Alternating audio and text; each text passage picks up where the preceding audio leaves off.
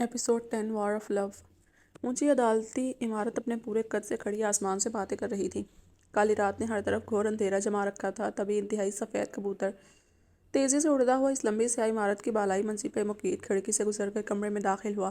کمرہ انتہائی نفاست کا منہ بولتا ثبوت تھا، ہر چیز سلیقے سے سجی ہوئی تھی۔ درمیانی جگہ پہ ایک بڑا سا کالا ٹیبل پڑا ہوا تھا جس پہ ویمپائر ورلڈ کے تمام ضروری کاغذات پڑے ہوئے تھے۔ کمرے کے چاروں اطراف دیوار سے نصب الماریاں تھیں جن میں بے شمار بکس سلیقے سے جمی ہوئی تھیں۔ درمیانی میز کے گرد کرسیاں بکھری ہوئی تھیں۔ پروفیسر نے چونک کر اندر داخل ہوتے انتہائی سفید کبوتر کو دیکھا تھا۔ وہ پیغام رساں کبوتر میز پہ ان کے سامنے بیٹھ چکا تھا، اس کے پاؤں سے بندھا ایک لیڈر۔ انہوں نے تعجب سے دیکھا۔ ویمپائر ورلڈ کے تمام کبوتر ہی انتہائی بلیک تھے، ان کا حیران ہونا بنتا تھا۔ انہوں نے جلدی سے اپنا بازو سیدھا کرتے ہوئے کبوتر کے پاؤں سے بندھا کاغذ نکالا۔ کاغذ کے نکلتے ہی کبوتر جس رفتار سے اندر داخل ہوا تھا اسی تیزی سے اڑتا ہوا پلک جھپکتے کھڑکی پار کر گیا۔ خط کھول کر پیغام پڑھتے ہوئے ان کے چہرے کے زاویے بگڑتے جا رہے تھے۔ ضرور کوئی اہم بات تھی۔ تبھی آئس لینڈ کے بادشاہ کا پیغام ان تک پہنچا تھا۔ آگے کے مستقبل کے لیے وہ تیار تھے۔ کچھ نہ کچھ تو ہونے والا تھا، جس کی تپش ان کی کالی آنکھوں سے نکل رہی تھی۔ آئس لینڈ کے بادشاہ کا پروفیسر کو سلام۔ ایک انتہائی اہم معاملہ جس سے آپ کا ویمپائر لینڈ بے خبر ہے اور شاید اب خطرے میں بھی پڑ سکتا ہے۔ آپ کی لا علمی سے مختلف ویمپائرز فائدہ اٹھا رہے ہیں۔ آپ کو اپنی اصلی طاقت دکھانی ہوگی۔ مزید معاملے کی تہہ تک جانے کے لیے میری کچھ شرائط ہیں۔ امید ہے آپ سے جلد ملاقات ہوگی۔ ہم آپ کے منتظر رہیں گے۔ پیغام مختصر تھا لیکن گہرائی کی حدود کو چھوتا ہوا۔ نو سر۔ ساری کلاس بلند آواز میں مخاطب ہونے کے بعد خاموشی میں دوبارہ ڈوب چکی تھی۔ ڈینیز نے اپنی نگاہیں کلاس سے ہٹا کر دوبارہ ہینڈی پہ ٹکائیں، جس کا چہرہ شرمندگی سے سرخ پڑ رہا تھا اور نگاہیں جھکی ہوئی تھیں۔ سفید یونیفارم میں اس کی گلابی رنگت دمک اٹھی تھی۔ ڈینیز نے گہری سانس لیتے ہوئے اسے اندر داخل ہونے کی اجازت دی تھی، لیکن اس کی عزت افزائی کرنے کا موقع ہاتھ سے جانے نہیں دیا تھا، کیونکہ اسٹوڈنٹ سے نرمی برتنا اس کے مزاج میں شامل نہیں تھا، ورنہ وہ مزید سر پہ چڑھ جاتے ہیں۔ مس، اگر آپ کہتی ہیں تو میں انویٹیشن بھجوا دیا کروں گا تاکہ آپ کلاس میں یاد سے تشریف لا سکیں۔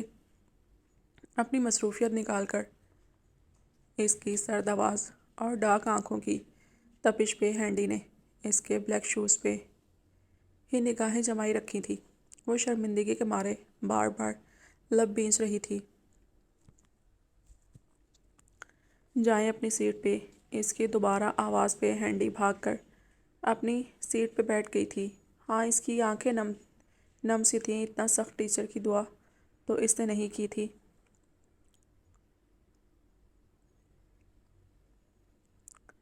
وہ کب سے کلاس میں ٹیچنگ کے بعد بیٹھا ہوا تھا۔ اب تو اس کو بھوک کی طلب بھی لگ رہی تھی، لیکن وہ یہاں بے احتیاطی سے کام نہیں لے سکتا تھا۔ خون کی طلب نے اس کے اندر گھبراہٹ پیدا کر دی تھی۔ وہ جلدی سے اس گھٹن زدہ ماحول سے نکل جانا چاہتا تھا۔ شاید اس کی دوائی کا اثر ختم ہو رہا تھا۔ گلا صاف کرنے کے بعد اس نے ارد گرد نظر دوڑائی۔ سب اپنے کام میں مگن سے تھے۔ اس نے پرسوچ ہو کر اپنے بلیک بیگ کو دیکھا تھا، پھر گہری سانس بھرتا اٹھ کھڑا ہوا۔ یہ جو کام آپ کو دیا ہے اسے آپ لوگ 5 دفعہ رائٹ کریں۔ میں ابھی آتا ہوں۔ سب کی طرف دیکھتے ہوئے وہ بیگ اٹھائے جلدی سے باہر کی طرف بڑھ گیا تھا۔ ہینڈی نے اس کی عجلت پہ حیرانگی سے دور تک اس کی پشت کا پیچھا کیا تھا۔ ڈینیز نے اس لڑکی کی نظروں کو خود پہ محسوس کیا تھا، یہاں تک کہ وہ ایک کلاس کے ساتھ ہی بنی چھوٹی سی لائبریری میں داخل ہو گیا۔ کرسی پہ اونگتے بوڑھے لائبریرین کو دیکھتے ہوئے اس نے بمشکل خود پہ ضبط کیا تھا اور پھر گلا کھنکار کر اسے اپنی طرف متوجہ کیا۔ بوڑھے لائبریرین نے اس کی طرف دیکھا تھا۔ ڈینیز کے گلابی ہونٹوں کے کونے مسکراہٹ میں ڈھلے تھے۔ وہ شخص جادوئی زیر اثر تا دیر اسے دیکھتا رہا۔ یقیناً آپ کو نیند آ رہی ہے، ابھی آپ سو سکتے ہیں۔ ڈینیز کی سرگوشی پہ وہ اس کی آنکھوں میں دیکھنے لگا۔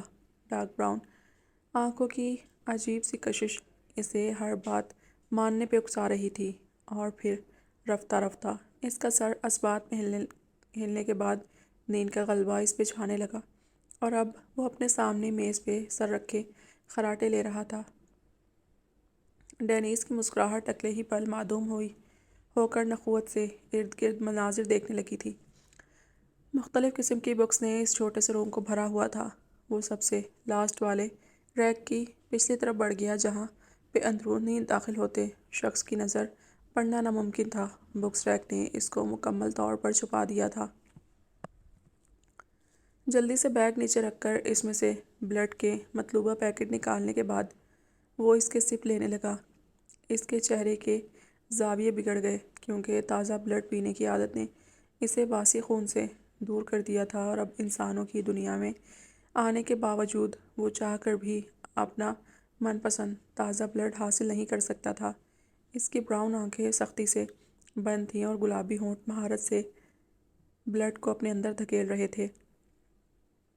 پیچھے سیٹ ہوئے بال بکھر کر کشادہ ماتھے پہ پھیل چکے تھے، جبکہ مضبوط مردانہ ہاتھ سختی سے پیکٹ کو پکڑ رکھا تھا۔ اس کا چہرہ ریک کی طرف تھا، جبکہ پشت بیرونی دروازے کی طرف تھی۔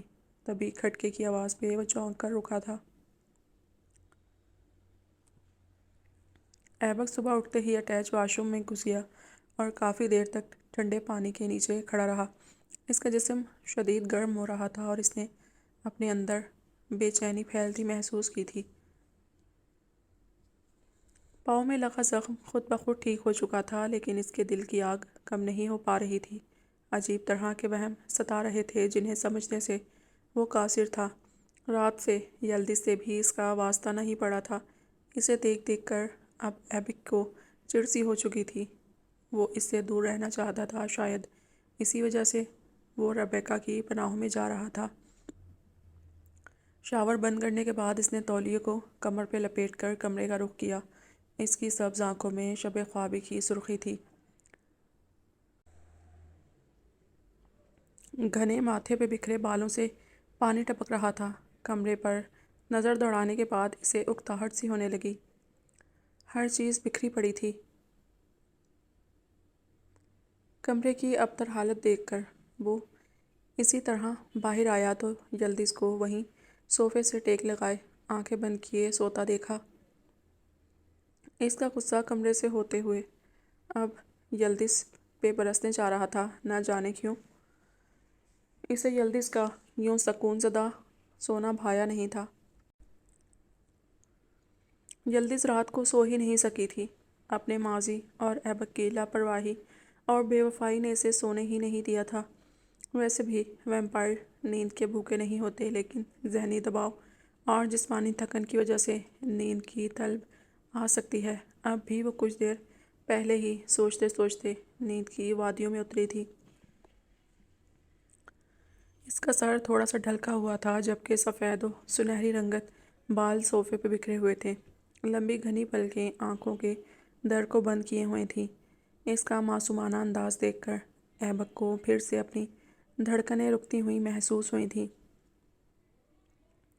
اس نے اس کے نزدیک پہنچتے ہوئے بغور اس کے ہر انداز کو دیکھا تھا، اور اس کی گہری سبز آنکھیں ساخت سی اس دلکش نقوش کو خود میں اتارنے لگی تھی۔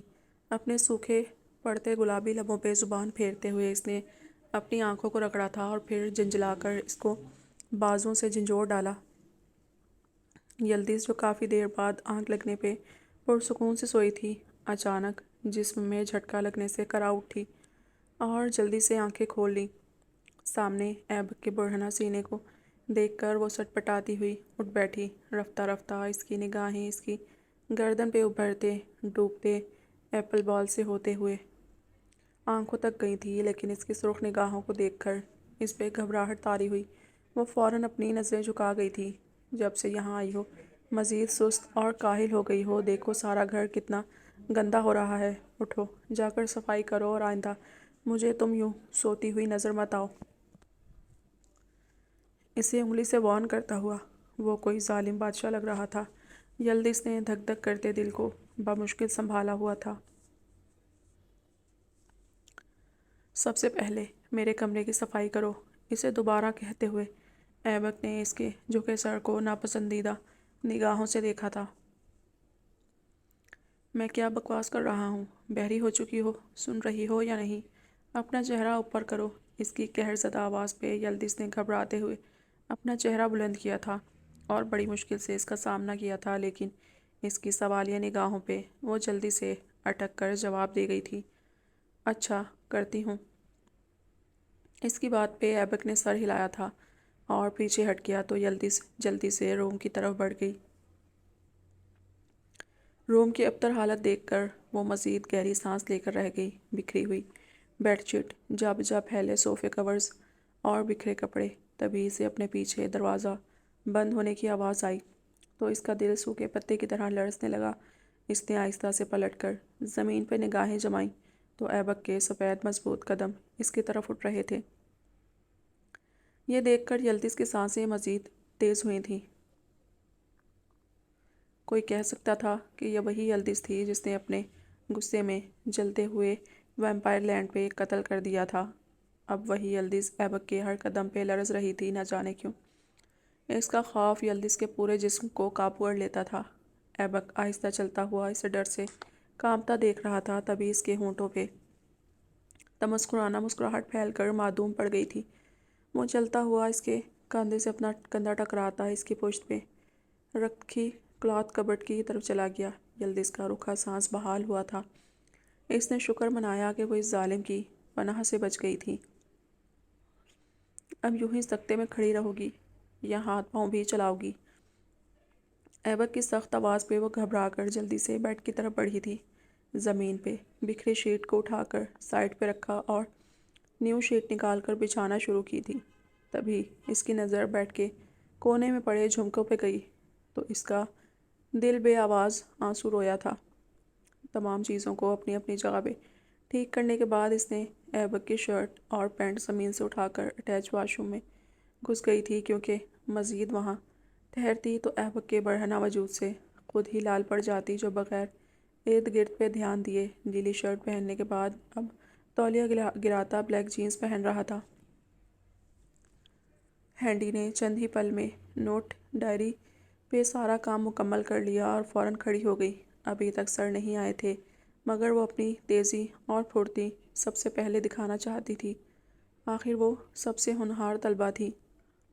ہینڈی کہاں جا رہی ہو؟ اسے ڈائری پکڑ کر باہر کی طرف بڑھتے دیکھ کر ایک لڑکی نے جھٹ سے پوچھا تھا، کیونکہ وہ سب ساتھ ساتھ باتیں کرتے ہوئے ابھی لکھ رہے تھے۔